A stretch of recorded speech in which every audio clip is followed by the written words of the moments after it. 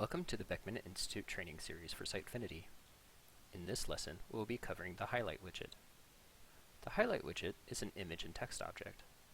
Unlike the topic widget, the text and image are aligned next to each other, instead of the offset placement. To use this widget, you'll need to be in the Page Content Manager.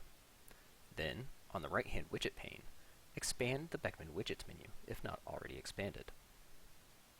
Click and drag a highlight widget onto your page. Click Edit on the highlight widget. The headline field is the only field not required for a highlight widget.